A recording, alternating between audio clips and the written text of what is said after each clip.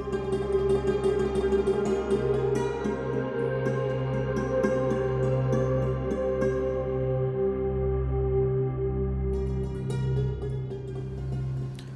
আলাইকুম রহমতুল্লাহি ওয়া বারাকাতুহু। আলহামদুলিল্লাহি ওয়াহদাহু ওয়াসসালাতু ওয়াসসালামু আলা মান লা নাবিয়্যা বা'দাহু ওয়া বা'দ। সুপ্রিয় দর্শক শ্রোতা, সুন্দর এই সময়ে বিশ্বের যে প্রান্ত থেকেই আপনাদের সকলের প্রিয় চ্যানেল দেশ টিভির পর্দায় আমাদের সাথে যুক্ত হয়েছেন সকলকে আন্তরিক মোবারকবাদ, প্রীতি এবং শুভেচ্ছা জানিয়ে শুরু করছি দেশ টিভির প্রতিদিনের সরাসরি ইসলামিক প্রশ্নোত্তরমূলক আয়োজন ইসলামী জীবন জিজ্ঞাসায়। সাথে আছি আমি মোহাম্মদ আল আমিন খান। দর্শক, আজকের আয়োজনে অতিথি হিসেবে যুক্ত হয়েছেন প্রখ্যাত আলেমে দ্বীন, বিশিষ্ট ইসলামী চিন্তাবিদ এবং শিক্ষাবিদ ফজিলতুল শেখ হাফিজ মাওলানা লুৎফর রহমান হাফিজাহুল্লাহ, কেন্দ্রীয় সভাপতি, বাংলাদেশ ইমাম সমিতি। আসসালামু আলাইকুম ওয়া রাহমাতুল্লাহি ওয়া বারাকাতুহু। ওয়ালাইকুম আসসালাম ওয়া রাহমাতুল্লাহ। শেখ ভালো আছেন? আলহামদুলিল্লাহ রাব্বিল আলামিন, ভালো আছি। আপনি কেমন আছেন? আলহামদুলিল্লাহ, আপনাকে অভিনন্দন আমাদের চমৎকার আয়োজনে। দর্শক, সুন্দর আয়োজনে জীবন ঘনিষ্ঠ ইসলামিক যে কোনো প্রশ্ন করতে পারেন। প্রশ্ন করতে দেশ TV Islamic show Facebook page কিংবা ইউটিউবে গিয়ে কমেন্ট বক্সে প্রশ্ন রাখতে পারেন। সে প্রশ্নগুলোর আমরা উত্তর দেওয়ার চেষ্টা করবো ইনশাআল্লাহ তাআলা। ইসলাম প্রত্যেকটি বিষয়ে সুস্পষ্ট বিধান উপস্থাপন করেছেন কোরআন সুন্নাহর মাধ্যমে। আজকে আমরা কথা বলতে চাই ইসলামী খাদ্য তালিকা নিয়ে। কী কী খাবার ইসলাম আমাদের জন্য হারাম করেছেন, একই সঙ্গে কোন কোন খাবারকে ইসলাম আমাদের জন্য নিষেধ করেছেন, সব বিষয়গুলোই আমরা জানবো ইনশাআল্লাহ তাআলা। শেখ, মূল টপিকে চলে যাচ্ছি। ইসলাম কোন কোন খাবার আমাদের জন্য হালাল করেছে, অর্থাৎ ইসলামী খাদ্য তালিকা দর্শকদেরকে বলবেন। বিসমিল্লাহির রহমানির রহিম, নাহমাদুহু ওয়া নুসাল্লি আলা রাসূলিল কারীম, আম্মা বা'দ। মহাগ্রন্থ আল কোরআনুল কারীমের মধ্যে আল্লাহ পাক বলেছেন, ইয়া আইয়ুহাল্লাযীনা আমানু কুলু মিন তাইয়্যিবাতি মা রাযাকনাকুম ওয়াশকুরু লিল্লাহি ইন কুনতুম ইয়্যাহু তা'বুদুন। হে ইমানদারগণ, তোমাদেরকে যে সমস্ত খাদ্য সামগ্রী তোমাদের জন্য যা বৈধ, পূত, পবিত্র এবং যা উপযুক্ত মনে করা হয়েছে তা তোমরা গ্রহণ করো, আল্লাহ শুকরিয়া আদায় করো যদি তোমরা মুমিন হয়ে থাকো। এই হচ্ছে একটি কোরআনুল কারীমের কথা। আর অন্যত্র আল্লাহ পাক বলেছেন যে হুররিমাত আলাইকুমুল মাইতাতু ওয়াদ-দামু ওয়া লাহমুল খিনজিরি ওয়া মা উহিল্লা লিগায়রিল্লাহি বিহি ওয়াল মুনখানিকাতু ওয়াল মাকুযাতু ওয়াল মুতারাদ্দিয়াতু ওয়ান নাতিয়াতু ওয়া মা আকালা সাবউ ইল্লা মা যাক্কাইতুম ওয়া মা যুবিহা আলান নুসুব। এই আয়াতের মধ্যে সূরা বাকারা এবং সূরা মায়েদা সহ বিভিন্ন জায়গায় খাদ্যের একটা তালিকা দিয়েছে, একটা মেনু দিয়েছে যে মুসলিমরা কোন কোন খাদ্য সামগ্রী খেতে পারবে। তারা এই আপনার কি বলে হজরত আলাইকুম মাইতাতু ওয়াদ-দামু, অর্থাৎ মৃত্যু প্রাণীর গোশত খেতে পারবে না, শূকরের গোশত খেতে পারবে না, রক্ত খেতে পারবে না, এইভাবে একটা তালিকা নির্ধারণ করে দিয়েছে। তো সেক্ষেত্রে আর বৈধ তালিকা কী কী খেতে পারবে এটা রাসূলুল্লাহ সাল্লাল্লাহু আলাইহি ওয়াসাল্লাম সবিস্তারে আলোচনা করেছেন হাদিস শরীফের মধ্যে, এবং আল্লাহ পাক কোরআনুল কারীমের মধ্যে নির্দেশনা দিয়েছেন যে কোনটা মুসলমানদের জন্য খাওয়া জায়েজ, কোনটা জায়েজ না, কোন খাদ্যের মধ্যে কী উপকারী রয়েছে।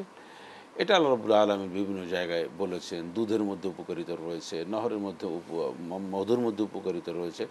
এটা কোরআনের বিভিন্ন জায়গায় সূরা নাহল থেকে শুরু করে অনেক জায়গায় কিন্তু আল্লাহ বর্ণনা করে দিয়েছেন।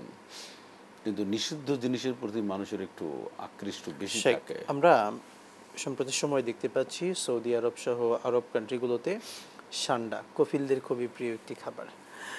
তো সেই সান্ডা ইসলাম এটাকে কিভাবে দেখছে, এটা খাওয়া বৈধ কিনা, ইসলাম কি বলছে?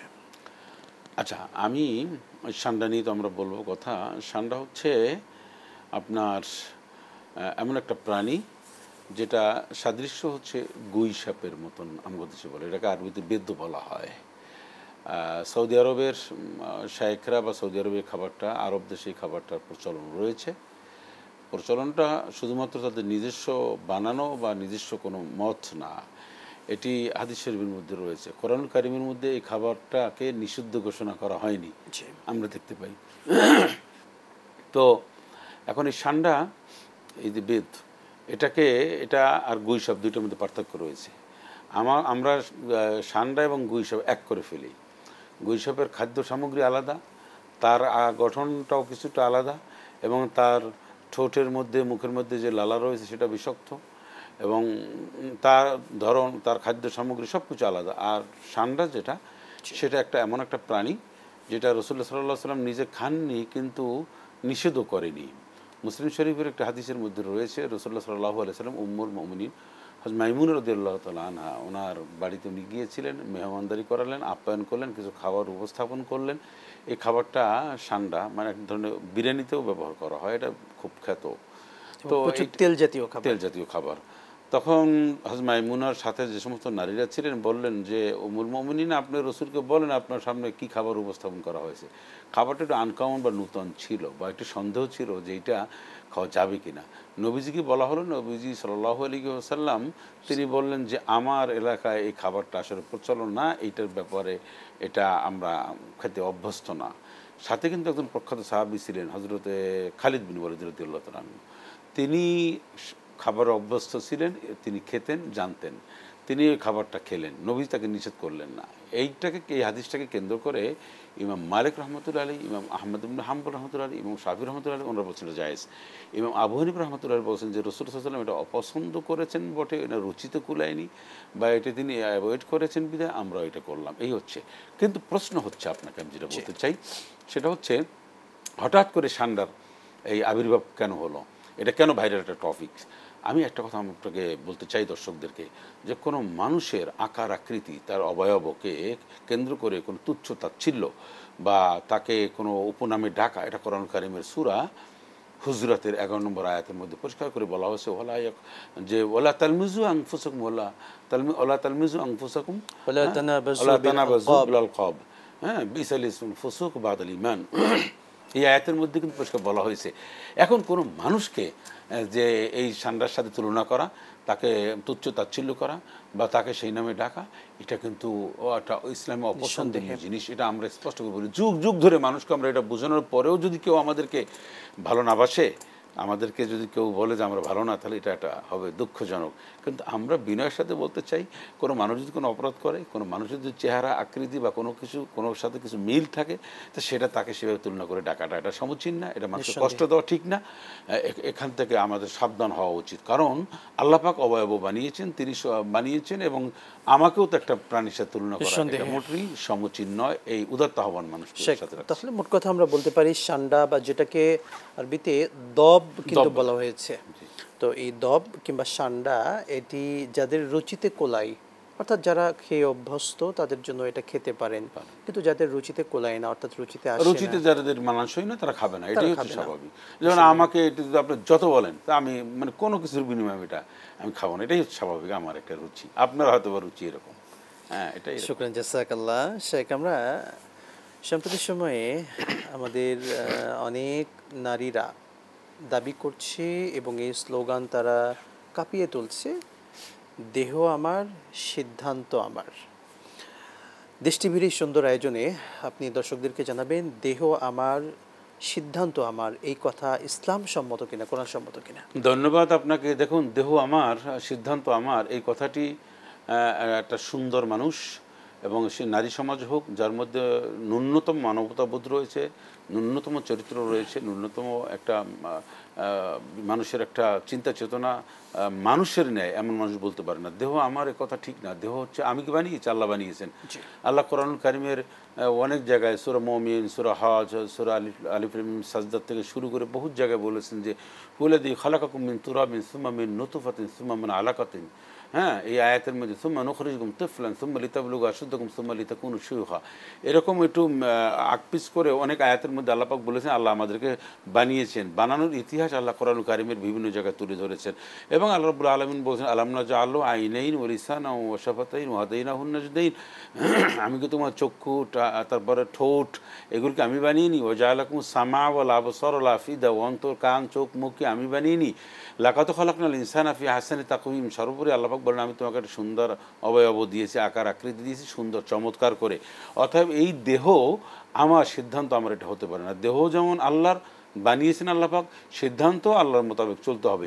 এই সমস্ত স্লোগান দিয়ে এইটা আসলে যারা চরিত্র, বিন্দুমাত্র চরিত্রের কোনো ইয়া নেই, ন্যূনতম একটা ভালো চরিত্রের কোনো দিক নেই, তারাই বলতে পারে। এখন যারা বলছে যে দেহ আমার সিদ্ধান্ত আমার, এই স্লোগান এটাকে বন্ধ করার জন্য কোনো শক্তিশালী পুরুষ বা কেউ যদি গিয়ে বলে যে হাতও আমার আর মানে ছাল তুলে দেবো আমি, এই অধিকারও আমার বা লাল করে দেব, তাহলে তো অবস্থা কী হবে? তখন সে বলবে কি জানেন? সে বলবে যারা এই দেহ আমার সিদ্ধান্ত আমার, তারাও এমনভাবে দৌড় মারবে, বলবে যে পাও আমার আর বুড়িগঙ্গায় ঝাঁপিয়ে পড়ার দায়িত্ব হচ্ছে আমার। সুতরাং এই সমস্ত ফাজলামি কথা, এই সমস্ত স্লোগান অন্তত যাই হোক এই বাংলাদেশে চলবে না, এই সমস্ত নাটক বাংলাদেশে চলবে না। পরিষ্কার করে আমরা বলতে চাই, নারী অধিকারের নামে ইসলাম দিয়েছেন, দরকার বোধে আরও অধিকার হতে কোরআন সুন্নাহ সম্মত বিজ্ঞানসম্মত অধিকার হবে, কিন্তু আপনার অর্ধুলঙ্গ হবেন, আপনি আপনার অবয়ব সব মানুষকে দেখাবেন, আপনার সমস্ত সব কিছু ওপেনভাবে মানুষের সামনে ঘুরে বেড়াবেন, আর আপনার যৌন চাহিদাকে এইটাকে একটা স্বীকৃতি নেবেন একজন কর্মী হিসাবে, এইটা আর যে কীভাবে আপনি আশা করেন যে আমরা বাংলাদেশ 56,000 বর্গ মাইল আমরা ইসলামপন্থীরা, ইসলাম মুসলিমরা বসবাস করার একটা দেশে আপনি এটা নেবেন, এটা আসলে দিবা স্বপ্ন। এদিকে না হাঁটাই ভালো, বিপদ না ডেকে আনা ভালো। সত্যিকার অর্থে এগুলোর কারণে কিন্তু আল্লাহ তাআলার গজব, হ্যাঁ, পুরো ফ্যামিলি ধ্বংস হচ্ছে। আমাদের ফ্যামিলির মধ্যে তাহজিদ তামাদ্দুন এবং ফ্যামিলির যে একটা কত সুন্দর একটা সিস্টেম বা চমৎকার একটি আমাদের যে একটা ভালো একটা দিক রয়েছে, সেটাকে একেবারে ডিস্ট্রয় করে দেওয়ার জন্য সমাজকে, একটা সমাজের পরিবার, আমাদের সুন্দর সমাজকে, একটা পরিবেশকে ধ্বংস করে দেওয়ার জন্য একটা চক্রান্ত চলছে। কথা সমাজের স্বাভাবিক ভারসাম্য আমাদের যেটা আছে, আমাদের দেশীয় কালচার, ইসলামিক কালচার, সবগুলোকে বিনষ্ট করে দিচ্ছে কিন্তু এই জিনিসগুলো। আপনাকে অনেক ধন্যবাদ। আমরা আবারও আসবো আপনার কাছে বিরতির পরে। প্রিয় দর্শক মণ্ডলী, দেখছিলেন দেশ টিভির পর্দায় জনপ্রিয় ইসলামিক শো ইসলামী জীবন ও জিজ্ঞাসা। নিচ্ছি এ পর্যায়ে ছোট্ট বিরতি, সঙ্গেই থাকুন, ফিরছি ইনশাআল্লাহ।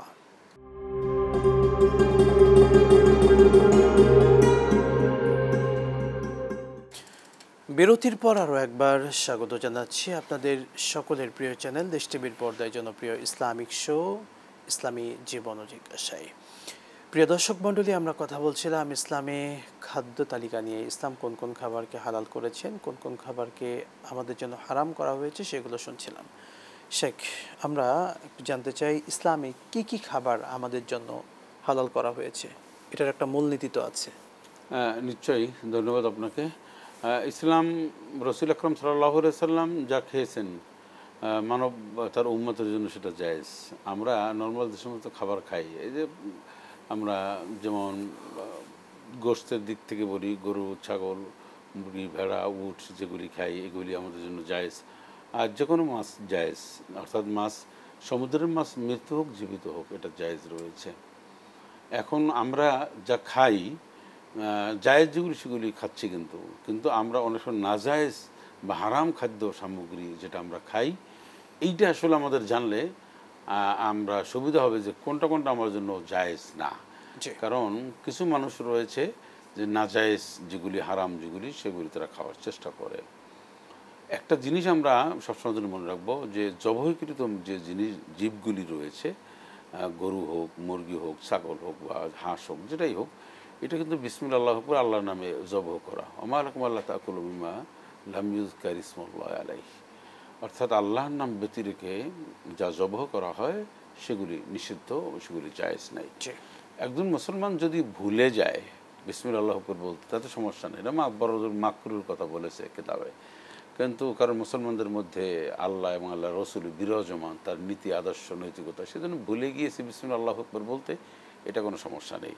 কিন্তু আমরা খাদ্য সামগ্রী এমন কিছু জিনিস আমরা খাই, হ্যাঁ, যেগুলি, একটা মদের কথা বলি, যে মদ যারা পান করে, এটাও তো একটা খাবারের জিনিস। পান করে যদিও, এটা খেয়েও অনেক মানুষ আছে এটাই তার জীবন, এটা না খেলে তার যত ধরনের অত্যাধুনিক খাবার দেন তার চেয়ে তাকে মদ দিবেন, যে ইয়াবা খায় তাকে ইয়াবা দিবেন, যে মানে মাদকটাই তার কাছে প্রিয় কথা, পরিষ্কার কথা আমরা বলতে পারি। সত্যিকার অর্থে মূল কথা বলতে পারি, ইসলাম যে বিষয়গুলোকে হারাম করেছে কোরআন সুন্নাহয়, সে হারামকৃত খাবার ব্যতীত প্রত্যেকটি জিনিসই হালাল আমাদের জন্য, সহজ ভাষায় আমরা বলতে পারি। শেখ, প্রশ্নে চলে যাচ্ছি। প্রশ্ন এসেছে, জনাব রাজন ভাই প্রশ্ন রেখেছেন, ছেলের মাথায় হাত দিয়ে কসম করা, এটা ইসলাম সম্মত কিনা? না, এটা কোনো কসমের মধ্যে পড়ে না। কসম হবে আল্লাহর নামে, হ্যাঁ, আল কসমু বিল্লাহি, মানে কসম হবে আল্লাহর নামে, আল্লাহি বিল্লাহি, আল্লাহি বিল্লাহি তাআলা, এই সমস্ত কসম হবে। আর অনেকে কোরআনুল কারীম নিয়ে কসম করে, এটা কেউ বলেছেন যে কসমটা হচ্ছে যে কোরআনুল কারীম আল্লাহর বাণী, এটার একটা কথা রয়েছে। এছাড়া মানুষ মসজিদ নিয়ে কসম করে, মানুষ পানি হাতে নিয়ে যে খাদ্য সামগ্রী এই পানি হাতে নিয়ে বিভিন্ন অঙ্গ চোখ ছুঁয়ে কসম করে। আর এক শ্রেণীর মানুষ আছে যারা বিড়ি খায়, তারা বলে যে আগুন হাতে নিয়ে বললাম দোস্ত এইটা সত্য কথা। এরা আবার এইটাকে বিশ্বাস করে। এরা আল্লাহর কসমের চেয়ে আপনার ওই যে বিড়ি হাতে নিয়ে আগুন হাতে নিয়ে বলে না, বলে আগুন হাতে, এইটা নিয়ে কসম করে। যারা ওই বিড়িখোররা আবার এই কসমটাকে পছন্দ করে, এটা মনে রাখতে হবে। এটা ঠিক না। আবার অনেকে আছে ছেলে ফেলের মাথায় হাত দিয়ে কসম করে, এটাও ঠিক না। এটা কসমও হবে না, আর এটা আসলে বিদআহ বা এটা জায়েজ নেই। শুকরান জাযাকাল্লাহ। আমরা অধিকাংশ সময় অনেকে আছি, ছেলে মেয়ে, বিশেষ করে মেয়েরা এই কাজগুলো বেশি করে, কথায় কথায় কসম অনেক সময়। আল্লাহ সঠিক বুঝ দান করুক, আমিন। সেখানে একটি প্রশ্ন এসেছে, খায়রুল বাশার প্রশ্ন রেখেছেন, বাথরুমে খোলামেলা গোসল করা যাবে কিনা? খোলামেলা বা বাথরুম গোসল করার অর্থ বোধহয় উনি যে বস্ত্রহীনভাবে বুঝাতে চেয়েছেন। এটা একটা কথা, সেটা হচ্ছে পুরো বাথরুমটা একটা পর্দা হয়ে যায়। যদি বিশেষ প্রয়োজন হয় কাপড় চোপড়ের বা কোনো, সেটার একটা ভিন্নতা, একটা কথা, প্রেক্ষাপট ভিন্ন রয়েছে। কিন্তু আসলে এটা একজন পরহেজগার তাকওয়াবান ব্যক্তির জন্য ঠিক না। কাঁধে ফেরেশতা থাকেন, তারপর একজন মোমেন, সে এই কাজটি তার জন্য মানানসই না। এবং বাথরুম জিনদের বসবাসের একটা আশ্রয়স্থল থাকে দুষ্ট জিনদের। এই জিনিসটা আমাদের সমাজে আমরা যা মনে করছি, যেভাবে প্রশ্ন আসছে, এটা খুব বেশি হচ্ছে বলে মনে হয়। তো যারা এই কাজটি করেন, আমরা বিনয়ের সাথে বলবো যে এটা সুন্নসম্মত না। তো সুন্নসম্মত না যেহেতু, এটা আমরা কাজটা উপেক্ষা করব। তবে এটাকে আমরা একদম 100% নিষেধ বলতে পারি না, যে জায়েজ নাই এরকম আমরা না বলে, এটা বললাম না। কিন্তু এই কাজটা যে সুন্দর না, এটা সুন্নতসম্মত না, এটা যে আসলে কোনোভাবে মানবিকভাবে একটা খারাপ লাগে, এইটা আমরা দৃষ্টিকটু, এটা ঠিক না। পরহেজগার একজন মুত্তাকিন ব্যক্তি এই কাজটা কোনোভাবে করতে পারে না। শুকরান জাযাকাল্লাহ। শেখ, চলে যাচ্ছি আরেকটি প্রশ্নে। ইমাম হওয়ার জন্য সত্যিকার অর্থে যোগ্য ব্যক্তিকে? ইমাম হওয়ার জন্য পরহেজগার তাকওয়াবান মুত্তাকিন ব্যক্তি, যথেষ্ট পরিমাণে পাপাচার থেকে যিনি মুক্ত থাকেন, মুসলিম, বালেক, কোরআন তেলাওয়াত সহিহ শুদ্ধ, এমন ব্যক্তি ইমাম হতে পারবেন। এমন ব্যক্তি ইমাম হবেন যিনি গুরুতর কোনো অন্যায়ের সাথে জড়িত না, সুদ খান না, ঘুষ খান না, তারপরে জেনা, ব্যভিচার, জুয়া, নানান ধরনের শরিয়ার যে মূলনীতি, এই মূলনীতি উনি কখনোই লঙ্ঘন করার চেষ্টা করেন না। এবং একই সাথে ধর্মীয় জ্ঞান রয়েছে, সুস্থ মস্তিষ্ক, একজন বালেক, একজন মুসলিম স্বাধীন মানুষ ইমাম হতে পারবেন, অসুবিধা নেই। কিন্তু আমরা তো সমাজে ফতোয়া শুনি ভিন্ন। সমাজে ফতোয়া হচ্ছে অমুক শ্রেণীর মানুষ বা অমুক লেভেলের লেখাপড়া করেছে, এই পদ্ধতি লেখাপড়া যারা করেছে, এই লাইনে যারা লেখাপড়া করেছে, তারা ইমামতি করতে পারবে না। নানানভাবে আমরা দেখতে পাই। এখন ফতোয়া আলেম ওলামা না দিয়ে যখন নেতৃবৃন্দের কাছে ফতোয়া চলে যায়, তা সেই ফতোয়ার তোর প্রাণ থাকে না। সেই ফতোয়া তখন আর ফতোয়া হতা হয় না, সেটা এটা একটা মৃত্যু ক্ষতবিক্ষত ফতোয়া হয়ে যায়। যাদের যে কাজ সেটা মানুষ, হ্যাঁ, সেটা করা উচিত। সুতরাং সোশ্যাল মিডিয়ার সামনে এসে কেউ ফতোয়া দিবেন না। কে দেশ ইমামতি করবে কি করবে না, কাদের দায়িত্ব রয়েছে, কারা আজান দিবে, কারা ইমামতি করবে, কোন শ্রেণীর, এটা আমরা ফতোয়া দেব, এটার দায়িত্ব আমাদের রয়েছে। হ্যাঁ, আমরা যারা এই লাইন চর্চা করি, আমরা, আপনি হুটহাট করে একজনে বলবেন অমুক এই জায়গায় ইমামতি করতে পারবে না, এটা কি আপনার বাপদাদার কোনো সম্পদ, তালুক, এলাকার, যা আপনি একটা বললেই হবে আর আমরা মেনে নিব? মুখ সামলিয়ে কথা বলা উচিত, মুখ সামলিয়ে এবং সুন্দর করে কথা বলা উচিত। কার সামনে, কাদের সামনে, কোন গোষ্ঠীর সামনে, তা এগুলি বোঝা উচিত। আমরা এগুলো সোশ্যাল মিডিয়া দেখতে পাই, তীব্র নিন্দা করছি আমরা। বোঝার তৌফিক দিন। শেখ, আমরা সমাজে ভয়াবহ আকার ধারণ করেছে পরকীয়া। মারাত্মক এই পরকীয়ার কারণে ফ্যামিলি নষ্ট হয়ে যাচ্ছে, দুটি পরিবার। হবেই তো। থেকে উত্তরণের উপায় কি? পরকীয়াটা এইটা এখন একটা স্বাভাবিক ব্যাপার। এটা কেউ কেউ মনে করছেন এটা বৈধ, রাষ্ট্রীয়ভাবে বৈধ, শরীয়ত সম্মতভাবেও মনে হয় এটা যায়, এরকম একটা অনেকে মনে করছেন। এবং একটা ট্র্যাডিশন, এটা একটা কালচারে দাঁড়িয়েছে পরকীয়ায় ম্যাক্সিমাম পরিবার, বিভিন্ন শিক্ষিত অশিক্ষিত ছোট বড় অনেক পরিবার এর সাথে জড়িত। ম্যাক্সিমাম পরিবারের একটা বা বড় অংশ, পরিবারের বড় একটা অংশ এর সাথে জড়িত। এটার কারণ হচ্ছে এইটার যে অপকারিতা, এটার যে ভবিষ্যৎ, এটার যে ফিউচার, একটা ফ্যামিলিকে তছনছ করে দেয়, একটা ফ্যামিলি যে লণ্ডভণ্ড হয়ে যায় পরকীয়ার কারণে, এইটা বোঝে না, এটা বোঝানো হয় না। ধর্মীয় মূল্যবোধকে অস্বীকার করে, উপেক্ষা করে যখনই একটা ফ্যামিলি চলাফেরা করে, একটা ফ্যামিলি যখন তার ফ্যামিলি জীবনযাপন যখন ওইভাবেই শুরু করে, ধর্মীয় শিক্ষা ব্যবস্থা, ধর্মীয় জ্ঞানকে তুচ্ছ তাচ্ছিল্য করে, তখন এই বিপদ এসে হানা দিবি। তখন তাদের এই এটাকে খান খান করে দেবে পরকীয়া নামক এই এই এই অভিশাপ তাদের মধ্যে চেপে আসবে। আমরা মনে করি এই সব কিছু ধর্মীয় শিক্ষা, আল্লাহর ভয় এবং ইসলামের যে কৃষ্টি কালচার রয়েছে, ইসলামী শিক্ষা ব্যবস্থা রয়েছে, ইসলাম ধর্মীয় যে একটা আবহাওয়া রয়েছে, একটা ফ্লেভার রয়েছে, এটা প্রত্যেকটা পরিবার যে ফ্যামিলির মধ্যে এটা বিরাজমান থাকবে, চর্চা করবে, ওই ফ্যামিলিতে পরকীয়া নামক এই চরম পাখিটা, এই মরণ পাখি সবল খুব কম দিতে পারবে। এটা মনে রাখতে হবে। সেই জন্য আমাদের কি করা উচিত? আমাদের ধর্মীয় মূল্যবোধে বিশ্বাসী হওয়া উচিত, ধর্মীয় কৃষ্টি কালচার আমাদের পরিবারের মধ্যে লালন পালন করা উচিত, আমাদের প্র্যাকটিস করা উচিত। ছেলে মেয়েদেরকে ছোট্টবেলার থেকেই চরিত্র, আমল, আখলাক এবং আল্লাহর ভয় এগুলি তাদেরকে শেখানো উচিত।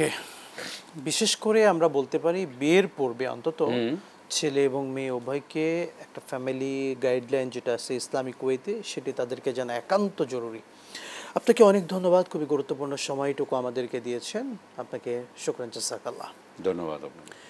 প্রিয় দর্শক মণ্ডলী, জীবনের প্রত্যেকটি দিক ইসলাম সুন্দর সমাধান দিয়েছে।